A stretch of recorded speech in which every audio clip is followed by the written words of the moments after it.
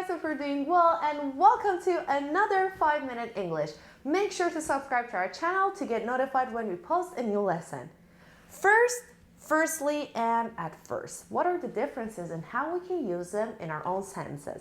سلام بچه‌ها، من میسا هستم. امیدوارم حالتون خوب باشه و خوش اومدین به انگلیسی در 5 دقیقه. یادتون نره که دکمه قرمز سابسکرایب و زنگوله بغلش رو بزنید تا هر وقت که ویدیو جدید براتون میذاریم نوتیفیکیشنش روی گوشیتون بیاد. امروز توی این درس خیلی خوب و مفید و کوتاه میخوایم در رابطه با تفاوت‌های firstly و at first صحبت بکنیم و ببینیم هر کدومش رو چجوری میتونیم توی جملاتمون استفاده کنیم. بریم سراغ first. First could be an adjective or an adverb. So it could be an adjective or an adverb. بچه‌ها first اول میتونه هم adjective باشه، صفت باشه، هم میتونه قید باشه یا adverb باشه. به عنوان adjective ببینیم چجوری استفادهش میکنیم. For example, it's always exciting to visit a country for the first time. It's always exciting to visit a country for the first time. For the first time. الان اینجا we've used first as an adjective. اینجا first رو به عنوان adjective استفاده کردیم. The first time, the second time, the third time. First is an adjective here. همیشه خیلی هیجان انگیزه که یک کشور برای بار اول بری ویزیت کنی و ببینی. Number 2. I'm in my first year at college. I'm in my first year at college. Again, first here is an adjective. من سال اول کالج هستم. بچه‌ها دقت کنید میگم I'm in my first year. In my first year. I'm in my second year.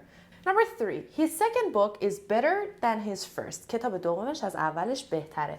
دقت کنید بچه‌ها اینجا book به قرینه قبلی حذف شده. پس اینو نیاورده چون اینجا یه دور آورده.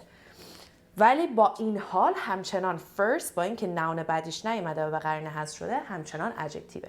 Number 4. I must make a great first impression in my interview tomorrow. بچه‌ها first impression یعنی اون حسی که تو نگاه اول تو برخورد اول از یکی می‌بینی. مثلا میگن first impression از اون آدم چی بود، یعنی تو نگاه اول چه حسی بهت دست داد. I must make a first impression. ایمپرشن اول رو میک کردم، پس وربی که براش میارم میکه. من باید توی اینترویو فردام فرست ایمپرشن یا اولین برخورد خیلی خوبی داشته باشم. I must make a great first impression. Number 5. She always arrives first in meetings. She always arrives first in meetings. دقت کنیم بچه‌ها. اینجا first بعد از ورب من اومده. انگار داره یک حالت یعنی داره ورب منو اینجا describe میکنه یا داره یه let's say it this way داره یه پوینتی رو نسبت به فعل من اد میکنه. پس first اینجا دیگه adverb میشه. دقت کن تا اینجا adjective بود first impression, first book, first year, the first time. ولی اینجا arrives first اون همیشه توی جلسه اول نفر میرسه. Family always comes first. خانواده اول از همه چی میاد. بچه‌ها وقتی یه چیزی comes first یعنی تو اولویت قرار داره. So family always comes first. I've got to finish my homework first, then I can go out. من اول باید finish بکنم چیمو تموم بکنم homeworkم و بعد میتونم برم بیرون. I've got to finish my homework first. دوباره adverb. Jason came first in the competition. Jason came first in the competition. Jason تو مسابقه اول شد. وقتی یکی تو میخوایم بگیم طرف اول شد he came first. He came first.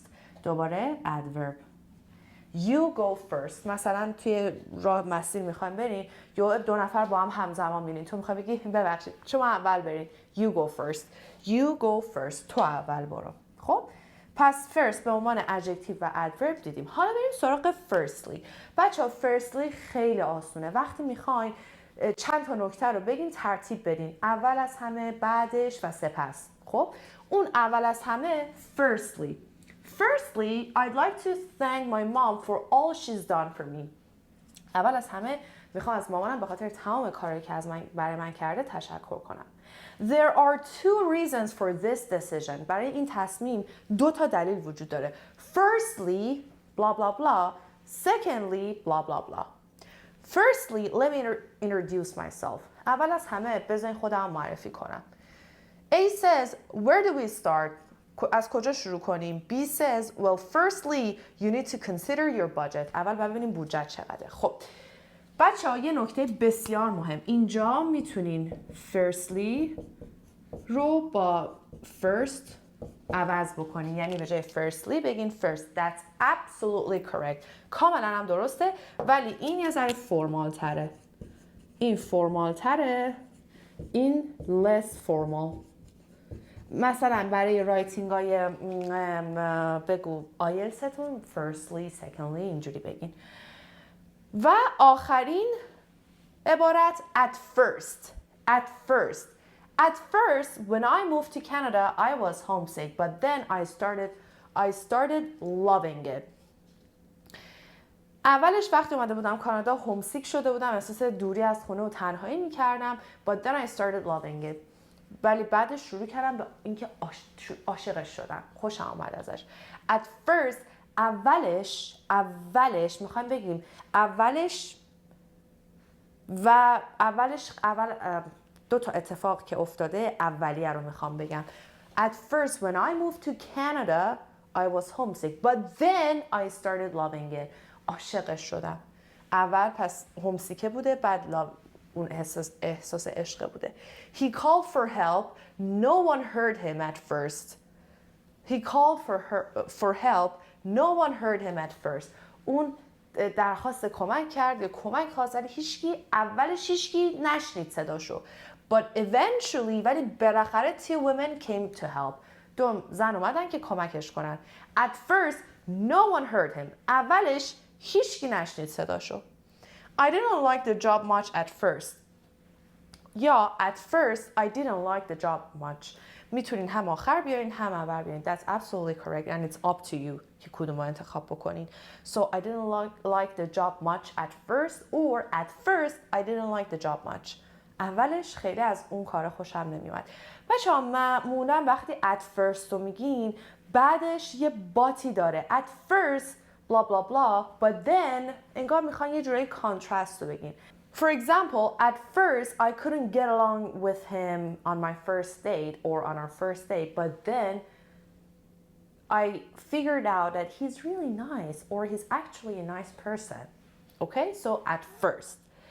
At first, I was so nervous to see the CEO, but 5 minutes into the meeting, I felt less anxious because he was so friendly. اولش خیلی استرس داشتم که CEO شرکت رو ببینم، ولی 5 دقیقه بعد از اینکه از اینترویوم گذشت فهمیدم که خیلی آدم فرندلی و استرابم کمتر شد. پس میتونین همینجوری بگین I was so nervous to see the CEO at first. میتونه هم اول جمله بیارین هم بذارین آخرش. اوکی؟